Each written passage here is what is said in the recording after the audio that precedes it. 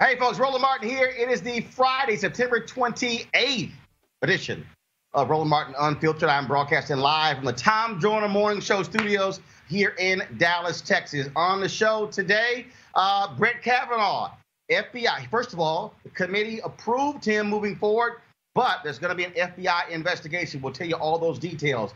Tons of women yesterday got arrested in Washington, D.C., protesting his confirmation. We'll talk to a couple of them who had the handcuffs slapped on them. So we'll talk about that. Also, Night School, starring Tiffany Haddish and Kevin Hart. It premieres this weekend. We will hear from Tiffany Haddish and Kevin Hart. And we'll talk with Kay James. She's the first African-American to run the prominent, the powerful Heritage Foundation. She's a Black conservative and proud of it. You want to hear her story. It's time to bring the funk. Roland Martin Unfiltered. Let's go. He's got it. Whatever the miss, he's on it. Whatever it is, he's got the scoop, the fact, the find. And when it breaks, he's right on time. And it's rolling. Best believe he's knowing. Putting it down from sports to news to politics. With entertainment just for kicks, he's rolling. It's on go, roll, roll, y'all. It's Roland Martin, yeah. Rolling with Roland now. He's funk, he's fresh, he's real, the best, you know he's Roland Martin now.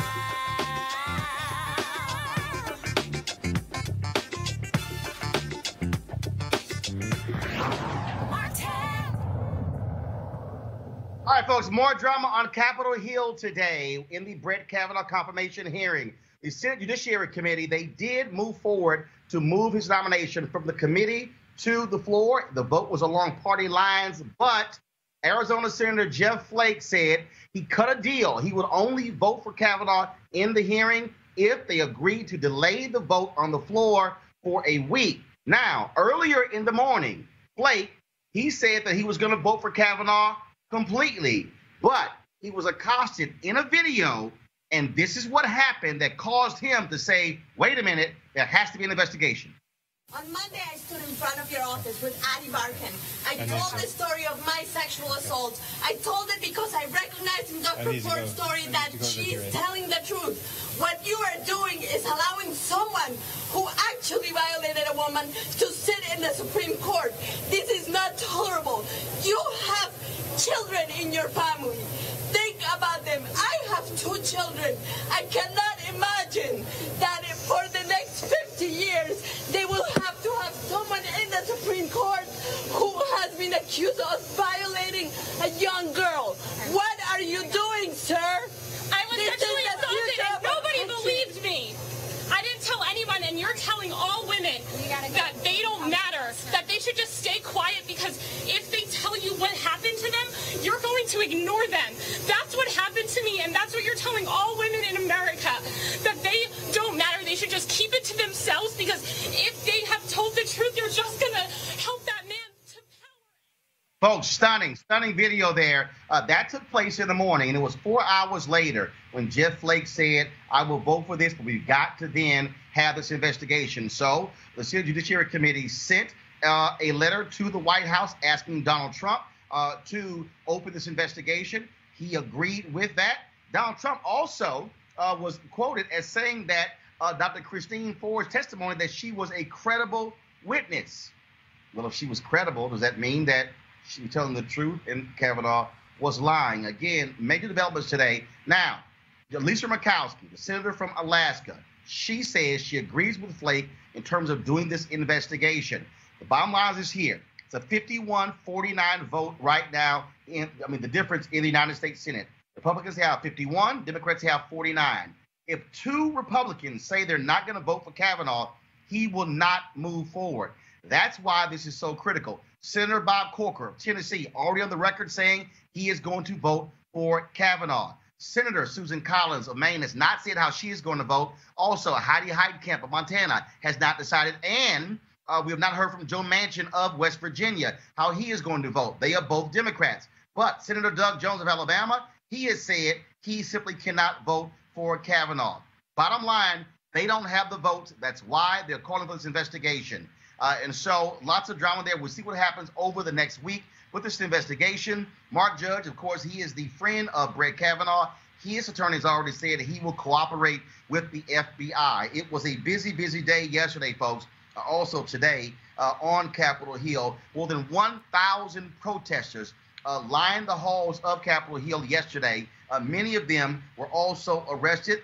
60 of them were arrested. One of those, of course, is Dr. Avis Jones-DeWeaver, often a guest on our show, leadership strategist, and also Reverend Cherie Dickerson. She's co-founder of Black Lives Matter Oklahoma. Both of them join us there in D.C. First of all, Avis and Cherie, it give us a sense of what it was like in terms of the tension and all of that on Capitol Hill as folks were making their way down the hallway, senators coming out with breaks, having to walk the gauntlet of protesters. I want to give that a start. It was very tense, Mr. Martin. However, the support and the solidarity that was shared with myself and the other protesters was absolutely amazing and very humbling. It was a life-changing experience for myself, and I've been involved in other actions before. But yesterday was definitely different, and today was certainly historic.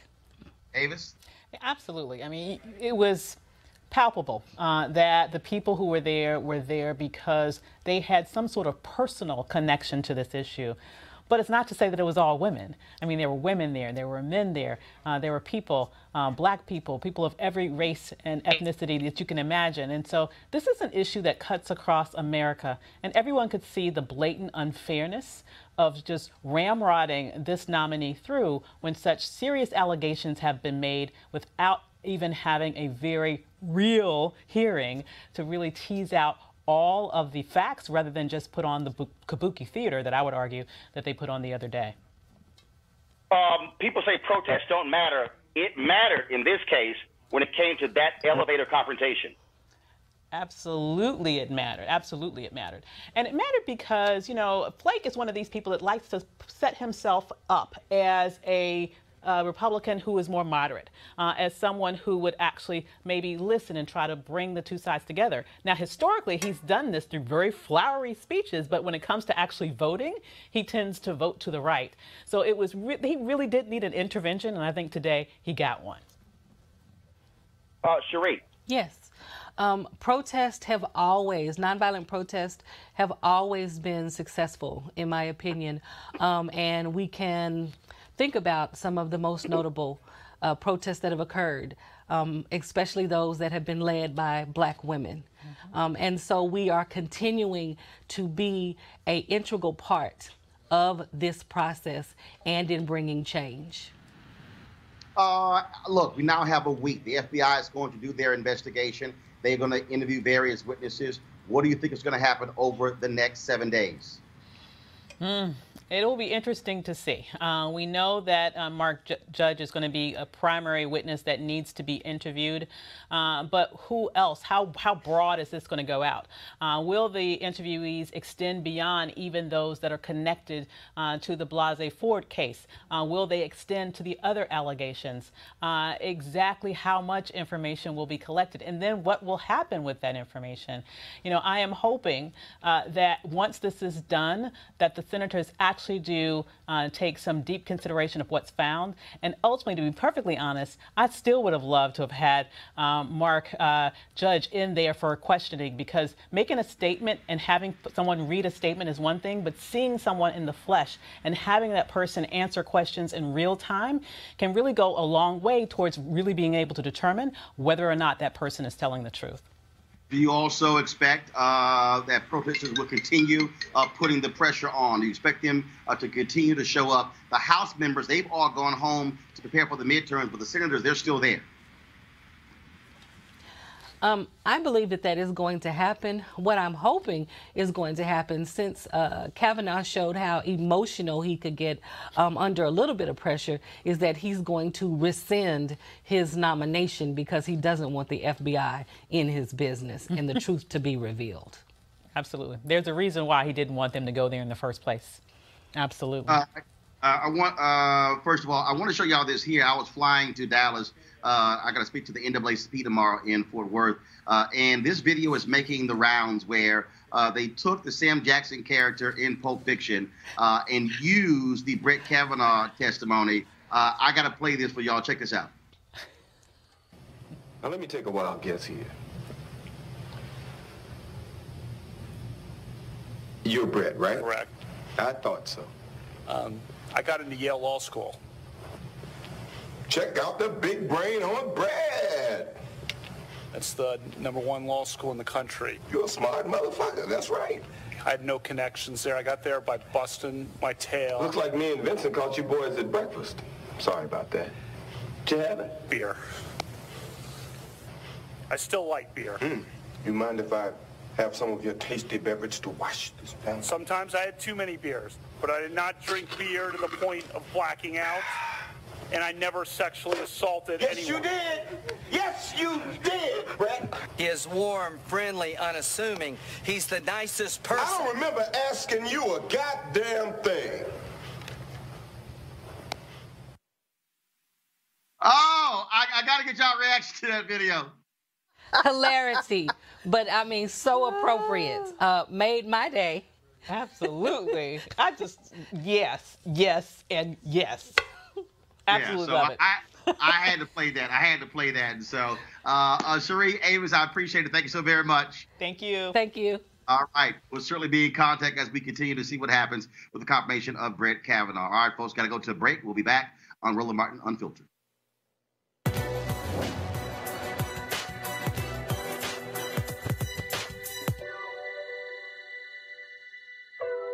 It is not light that is needed, but fire. Abolitionist and autobiographer Frederick Douglass.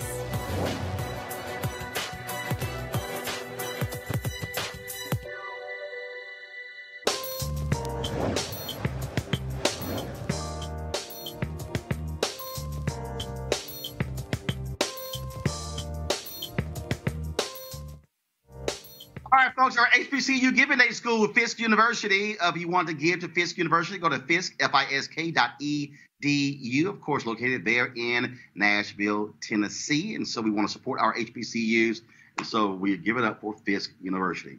Folks, Kevin Hart, Tiffany Haddish have a new movie coming out. It's called Night School. It premieres this weekend. It tells a story of two individuals. One is a teacher, Tiffany Haddish, and Kevin Hart, who is a student trying to get his GED. It is full of laughs. And I was in New York last week and had an opportunity to sit down and talk with both of them. Here's the conversation. Folks, how you doing? How you doing, man? Oh, good. What, did I scare you there? No. Good to see both of you. Always. First thing, question. Iron sharpens iron. Mm-hmm. How did you two make each other better? That's a great question, man. That's why you're you. I think you make each other better when there's a mutual level of respect, first and foremost, admiration and appreciation for what you do, because you show up to work and you're excited. In this case, I'm full of information, full of knowledge, and I know that I was once in the same seat that she's in. And what was amazing for me along my journey was people that shared information. Mm-hmm. It just gave me knowledge. So he shared so much with me and was so helpful.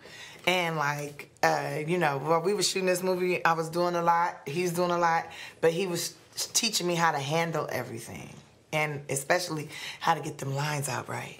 Basically, to balance the workload, but still make sure you're giving 100 on the projects that you're signing up to do. You say you were doing a lot, but also you're not necessarily totally over the top. Sort of reminded me with Central Intelligence, where you sort of brought it down, and where Dwayne Johnson sort of went up. And so that balancing act, I think also is quite interesting. Well, it was important. You know, I think she was coming off of, she was coming off of Girls Trip.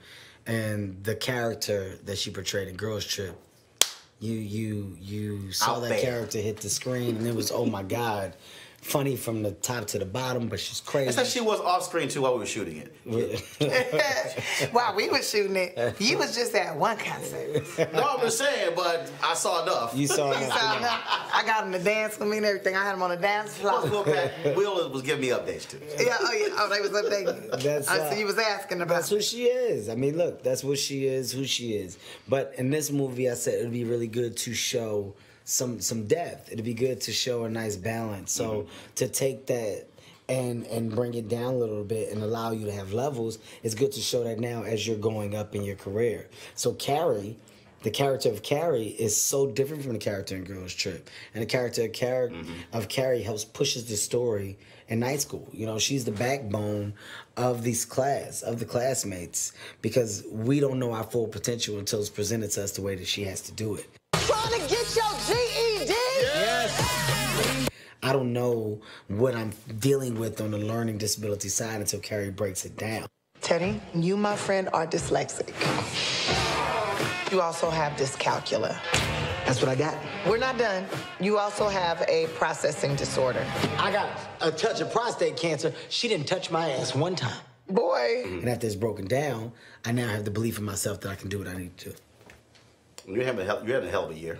Yeah. I was texting Tyler. I was like, dude, she in your movie too? Yeah. I mean, you cranking them out. Bam, bam, bam, bam. I learned from the best. How many do you have now? I got 3 movies coming out in 3 months, but we got like probably about 4 more movies. There's 9 projects coming out next year. So. There you go.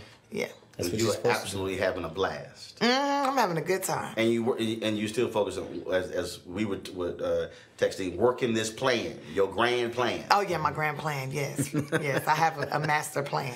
I'm building the kingdom. Gotcha. And have you sat down with him and talked about the kingdom? Yeah, we've talked about the kingdom. I hear about it all the time. Yeah. If Tiffany's got a thought, trust me, I heard about it. I understand. This is my big brother. He gonna hear it first. Well, certainly good luck with it. Can't wait to see how the audience responds to it. And it was great chatting with you. Always, great chatting with you. All right. Certainly good luck to Tiffany Haddish, Kevin Hart, and producer Will Packer and director Malcolm Lee. Folks, Kay James, she is the first African-American to lead the Heritage Foundation. It is the preeminent conservative think tank in this country. She has been a Black Republican all her life. Well, she's been Black all her life, but she's also been Republican all her life. And so I sat down with her over the summer to talk about her taking over the Heritage Foundation, what it means, and also what she thinks is important for Black America. And so we're going to actually have that for you. I really want you to listen to this because, again, we got Black folks on both sides of the aisle, Democrats and Republicans. And look, when folks are in power, and Republicans are in power in state capitals, but also when it comes to D.C., it's always good to have some Black folks on the other side who we can talk to and communicate with. And so I certainly want you to check this conversation out. Certainly hope you enjoy it. And also pretty cool to be here, of course, doing the Roland Martin Unfiltered show in the studio, Tom Joyner the Morning Show. So I want to appreciate Tom and his crew for allowing me to do this. I'm here in Dallas. Tomorrow I'm going to be, of course, in Fort Worth, speaking to the Fort Worth NAACP and also attending the Botham Jean rally. We'll be having that for you on Monday's show as well. So enjoy this. Here's my conversation with Kay James of the Heritage Foundation. So, Kay, how you doing? I am surviving this thing called life. So you've now been head of the Heritage Foundation for how long? Just about 2 months. All right. So how has it been? Obviously, there's no one who's looked like you sitting behind that desk. How has it been? It's been an interesting ride. Being the first African American, being the first woman, being first sometimes and trailblazers sometimes can be a difficult path to go. But I have to say I was just overjoyed at the welcome that I received within the building, within the conservative movement at large, within the country at large. And so that part has been encouraging, thrilling. There's a lot of heavy mountains to climb. There's a lot of heavy lifting to do. There's a lot of work ahead. And speaking of that, I mean, obviously this was a foundation. Your predecessor folks said it become too political. It should be more focused on issues and policy. For the folks who don't know, what is the Heritage Foundation? Well, that's a great question. The Heritage Foundation was started almost a little over 40 years ago, actually, by some individuals who thought that conservative thought, ideology, and philosophy really had the correct answers to many of the difficult problems facing our country. They didn't see necessarily party politics as the way to go, so Heritage is not Republican or Democrat.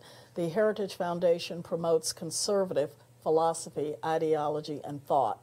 And we do it by producing research, data, and analysis concerning some of the most pressing issues of the day. And so I think you're right. There are those who thought that perhaps we'd gotten too closely coupled with the Republican Party or certain Republican administrations. And we want to work with anyone who's interested in finding solutions to tough problems. When we talk about issues that we're dealing with, and so when you say conservative issues and you say not being Republican or Democrat, the reality is there are conservative Democrats, just like there are moderate Republicans. Some would even say progressive liberal Republicans. And so how do you, though, deal with that when people don't necessarily see progressive, liberal, conservative? All they see is red, blue, Democrat, and Republican, and everything is defined that way. Sure, sure. You know, I think it's less so today than years ago. There used to be more conservative Democrats, and there used to be more liberal Republicans. And I think what's happened is that this sort of toxic stew has taken over, and the lines are more sharply drawn and divided. And we find that now the Democrat Party is viewed as more progressive and the Republican Party is viewed as more conservative. I'm not sure that's actually the case because, as you point out, there are those individuals within those parties who do have some flexibility. But as a conservative, I am hopeful that I can have dialogue with Democrats and Republicans, and I will hold both their feet to the fire. You know, I remember, and you may know who actually said this better than I, that, you know, particularly as African Americans, we have no permanent friends and no permanent enemies, only permanent issues. I happen to believe that the issues are more closely aligned with conservative thought, philosophy, and ideology. Such as? Well, I'll tell you, my definition of a black conservative is someone who has the audacity to believe what their grandmother taught them. It's not deep, it's not complicated, it's not hard. And but we find many of those values today have been sort of set aside. And one of the things that concerned me was when I saw the Democrat Party shift from those particular values. In my family, you know, if someone got pregnant, they didn't even think about having an abortion. In my family, we raised those kids, and the family came together. So the value and the dignity and the sanctity of human life.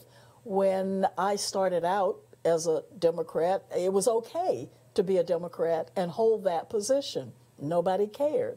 But over time, that issue became so divisive, and it became a Republican issue and not a Democrat issue. You remember Governor Casey from Pennsylvania, who was a now profoundly... you're a senator. Yeah. Bob Casey. Yeah. Well, that was his father. That's right, I think. right. Yeah. Who was profoundly pro-life.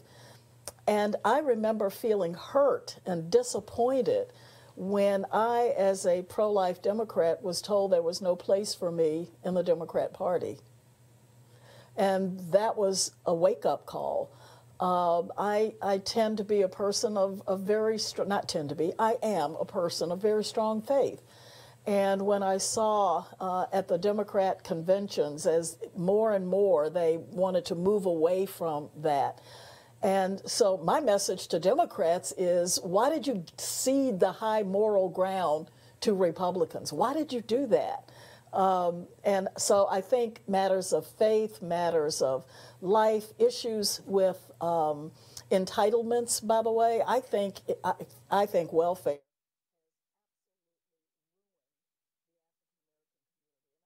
Have a conversation about that and some of those larger issues at some time. Everybody needs a helping hand every now and then, and that's exactly what we should have. But it was never intended to be a lifestyle for generations and generations. So when I go in and talk about how to take that program and make it something that empowers people, lifts people up, gives them hope and opportunity, but not as a way of life, what people hear is, oh, you just want to take our check. You just want our money. But I want to do entitlement reform not because we need the resources or the money that's saved to balance the budget. I have no interest in balancing the federal budget on the backs of poor people. But I do want to create a system where people who genuinely need help can get it. But by the same token, my grandmother taught me to work for what I earn, so I want a work component in there. I want to get rid of marriage penalties in there, why people are penalized if they're on welfare and they get married.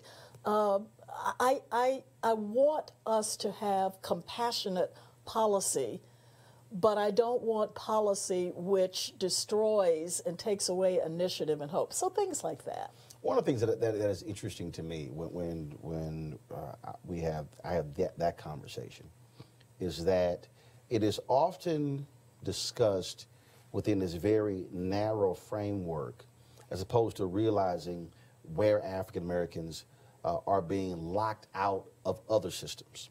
And so whenever I've been debating, I'll debate some conservatives or Republicans, and they'll say, well, I don't get why African Americans look to the government. I said, well, first of all, you look at, at slavery. You'd have to know our history to know the answer to that. I said, I need you to understand why that's a different view than your particular view. Yeah.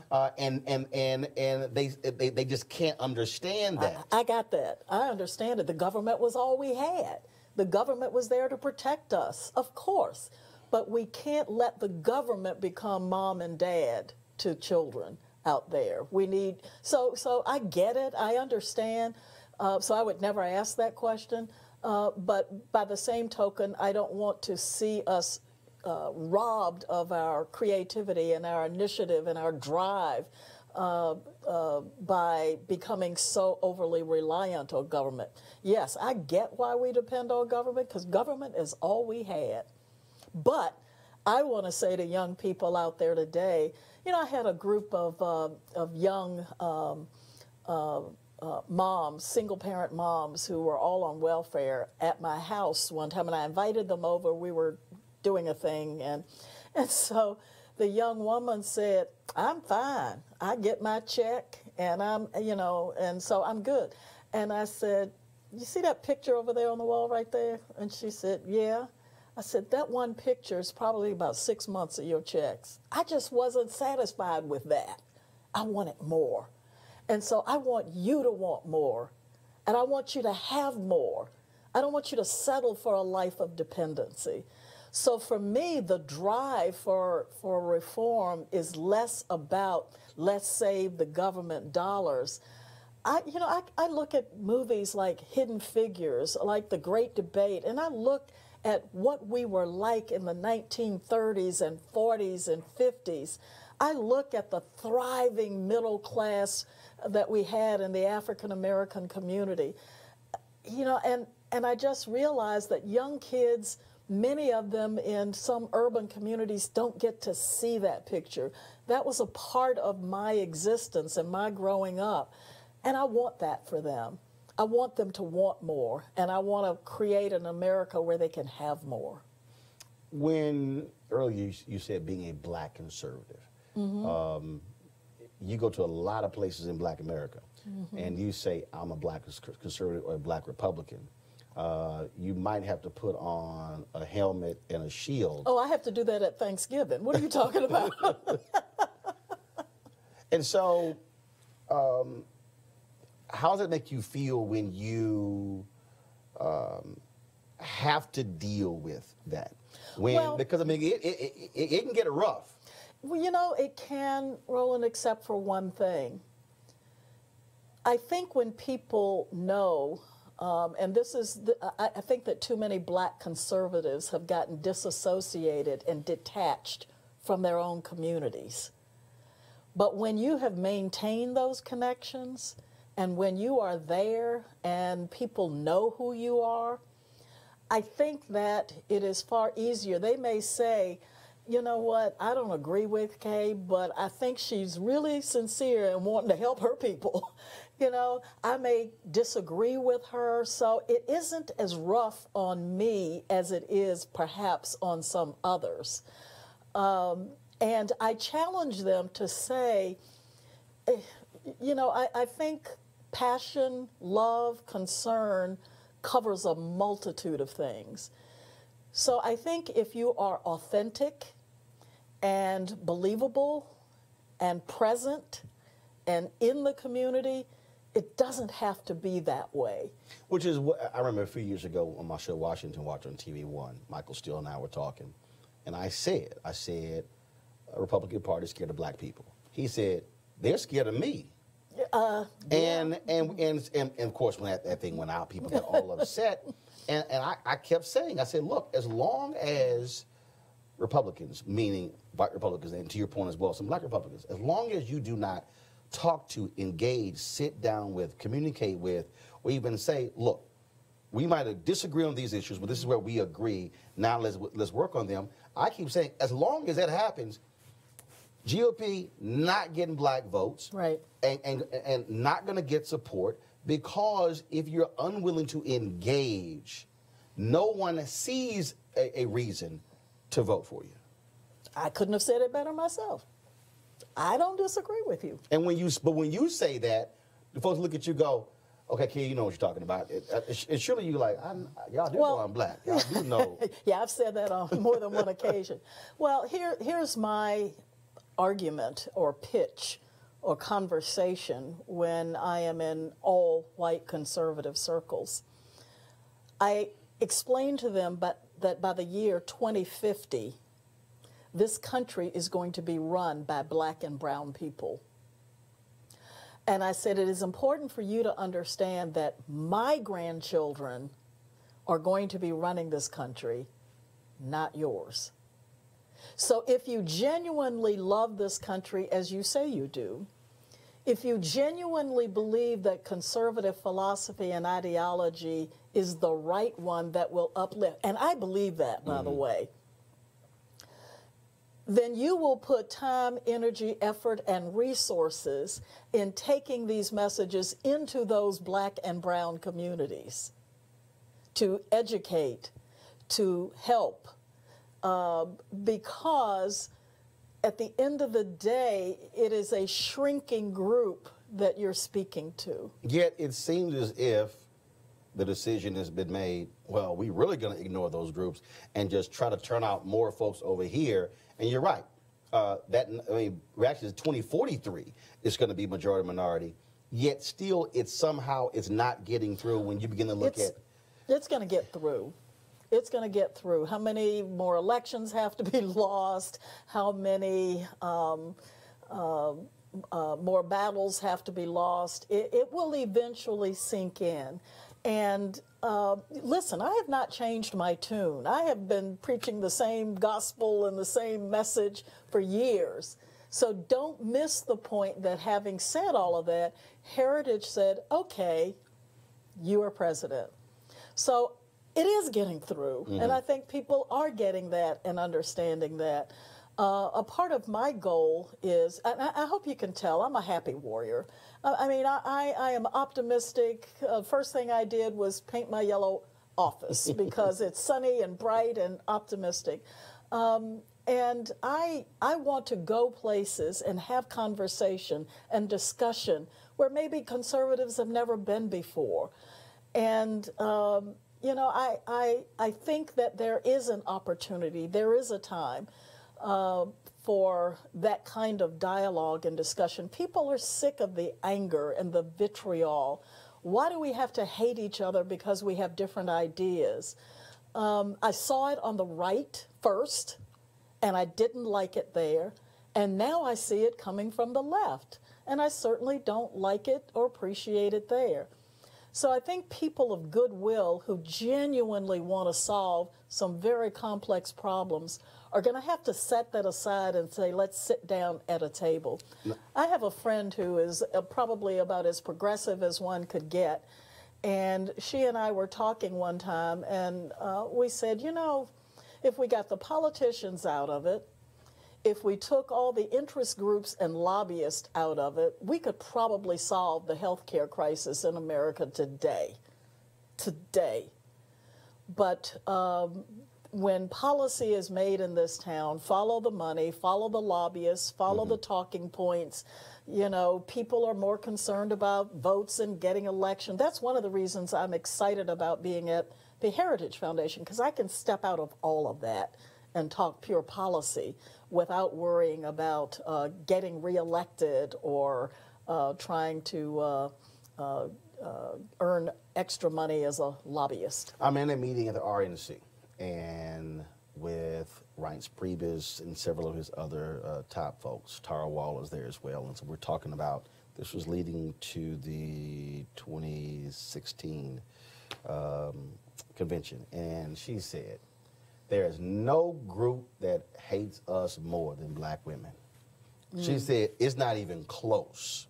If you look at the last election, 94% of black women voted for Hillary Clinton. When you look at some of these other different elections, and so we began to have this conversation, and she said, we could talk, she said, we get more support among black men. She said, but black women?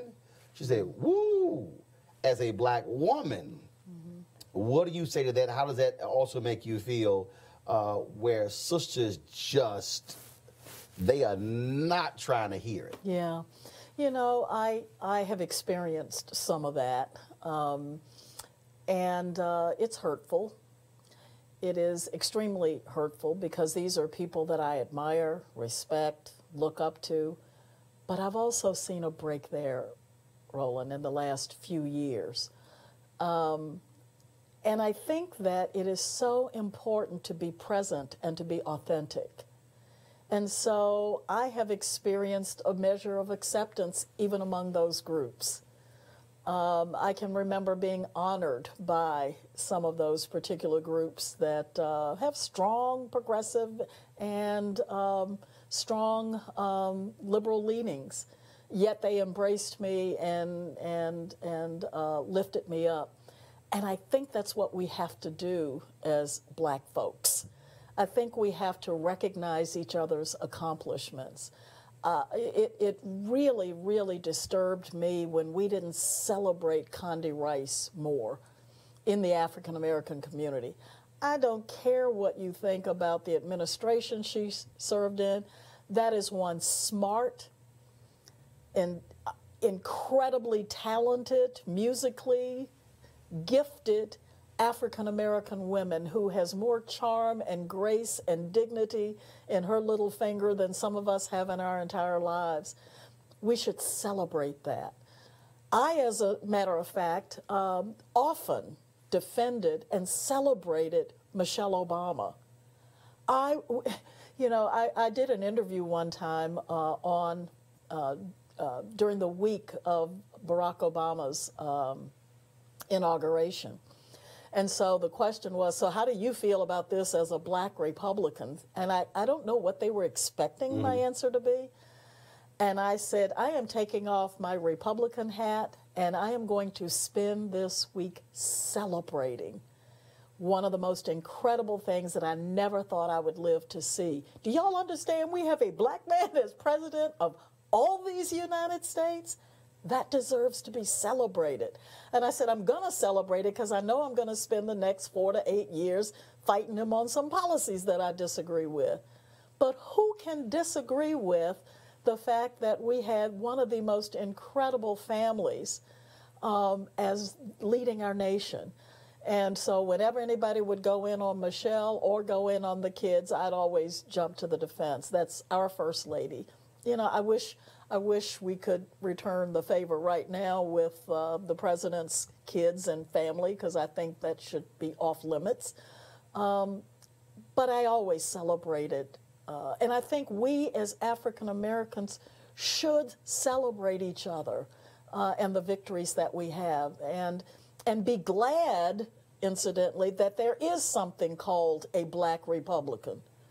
But the black Republicans, we have a responsibility and an obligation to recognize that if we are in the room, we are there to represent America's interest and the interest of our community. So how does it feel when you have folks who attack the first black chairman of the Republican National Committee, Michael Steele? I've been on my show many times, and I mean, for him not to get invited to a luncheon, 2012, not to even get credentials to the convention, when they had a luncheon honoring former chairs, he wasn't invited. I mean, it's ridiculous, and there are those of us who spoke loudly and called them out. And I said, if you know, I've said it once, I'll say it again. You come for Michael, you come for me.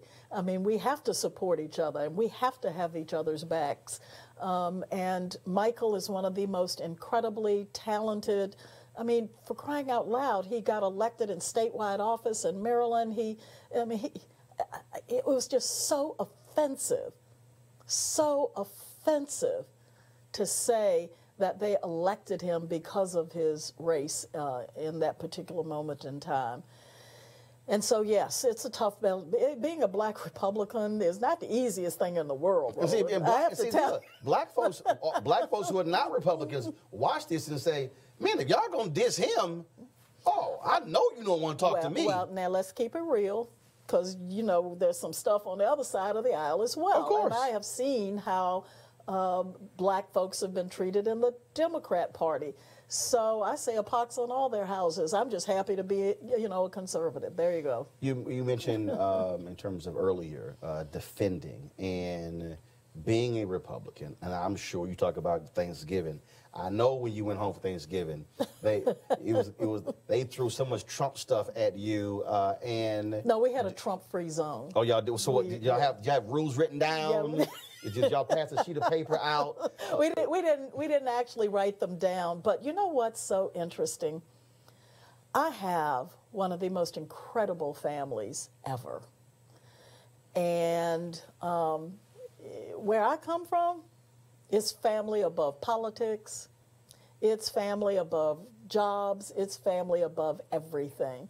And I kid about it, but I have to tell you, I've never felt more loved than when I'm at home with my family. Do you feel a need to, there are some people who I've talked to, they say, look, I have to defend any criticism of Donald Trump as president?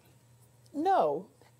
Almost put an expletive in front of it. Heck no, I don't feel a need to do that. One, I feel a need to defend conservative values and principles, and when he does not go there, I don't. And, you know, I learned from my liberal progressive sisters, by the way, and I learned that they protected their guy their guys over the years, because their guys were giving them the stuff they wanted. So it's a little bit hypocritical now to say, how could you? Because I'm getting some stuff I wanted, just like you did. And when they say, well, but surely you disagree, why won't you say anything? Oh, I do say things, and I say them in appropriate places and appropriate venues. But I, just like they defended their guy, they didn't come out and when Monica Lewinsky was on her knees in the Oval Office with Bill Clinton, then they knew it and they didn't go out and attack him. So don't be hypocritical. Don't be hypocritical. But when we think about where we are now, we would think about, you talked earlier about how toxic things are. Is part of that when folks come to the table, in essence, they're coming as if they're in gangs, meaning I'm going to defend my Oh, they turf. come in tribes. It's tribal warfare out there right now, and people defend their tribes. And I think that that we need a tribal council. We need to set tribes aside and figure out how we're going to run and govern this country in the best interest of all people. If you wanted to, wanted to have, let's say, a discussion with Black America, debate, discussion, whatever you want to call it, who would you want on stage to have that conversation? Living. Well, first of all, what I discovered over a period of time is very often it's a good thing to not go to, quote, leaders, but people who are living it. So if I'm going to have a discussion on welfare reform, I want to get some folks who are actually in the system and tap into them and say, what is the best advice that you can give as we reform this? If you're going to do health care reform, then I say talk to patients and doctors and get the policymakers and the politicians out of the room. And if you're going to talk about race, you can get any Black person in the room because we've all experienced racism in this country. So I tend to go to practitioners. I tend to go to people who are actually involved in the systems. And I intend to avoid individuals who have been either proclaimed by others or by themselves as leaders. They may have something to contribute to the conversation, but I wouldn't stop the conversation there exclusively. I want to talk to the folks. A couple more questions. First one, when we talked about issues, I have long said, in point blank, I've said it to Reince Priebus when he ran the party. I've said it to on television, on radio, to any Republican, any conservative. It is a non-starter with Black folks in this country when it comes to getting their vote, as long as the party is supporting voter suppression. Mm-hmm. And I've challenged President on that as well. I said, I don't care. You can talk, you say, oh, how much voter IDs are important. I said, but for Black folks, I said, when you talk about the vote, mm-hmm. that is something that is, if there's anything that's probably right behind Jesus, it would be the vote. Mm-hmm. And when Colin Powell went to North Carolina and challenged the governor of North Carolina, who was sitting right there, he said, it's a non-starter. And so when you are in those rooms, are you saying, look, folks, I'm telling you, if you focus on this, it's not going to go well when it comes to trying to talk to Black folks? Yes, yes, and yes. And do they look at you and go, but Kate, no, you don't get it. You don't understand. Yeah. You know, one of the things that I talk about all the time is the fact that, you know, we understand the preciousness of a vote. I mean, I actually had a young man who worked for me who lived, this is a true story, lived in Seattle, Washington. He He worked for me in Washington, D.C., and I asked him, had he voted in the presidential? I didn't know who he was going to vote for, but I asked him, had he voted? And he said no. I couldn't afford to go home. I gave him an airline ticket from my free mileage, told him go home, fly to Seattle, cast his vote, and be back at work tomorrow morning, because I thought it was that important. When I saw the folks who actually dipped their finger and came out with pride to show that they had voted, I think even within the African American community, we need to have a stronger, better sense of that. And what I Republican friends is, you know what, we've got to protect that right, and then you've got to earn it. You've got to earn that vote. I want to go out there and convince them that our philosophy, thought, and ideology is right. I want them to vote, and I want them to vote with us, but I want to earn that vote. So there's no place for voter suppression, none, not in this great country called America. I should say, Roland, that I believe that there are those who actually have at their core a desire. There are some individuals who have at their core the desire to suppress votes. That is not the majority of people that I see. They are really concerned about the integrity of the vote, which concerns me as well. So I think we have to figure out ways of talking about it where we protect the integrity of the vote through voter ID or whatever means, you know, but at the same time do everything we can not to suppress the vote. And I think because Republicans are not believed or sometimes not believable, those individuals who want to protect the integrity of the ballot box are questioned and not believable because of all the other stuff surrounding it. So they assume it's voter suppression when in fact it's voter integrity. The last question. So being president of Heritage Foundation, you're talking to largely white conservatives. I hope not.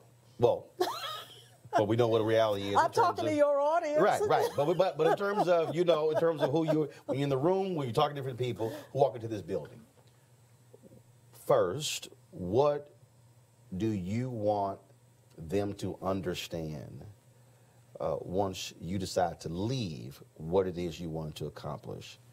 And second, do you want them to understand that you are not the black anomaly? Oh my gosh, yes. I am, and I truly am not the black anomaly.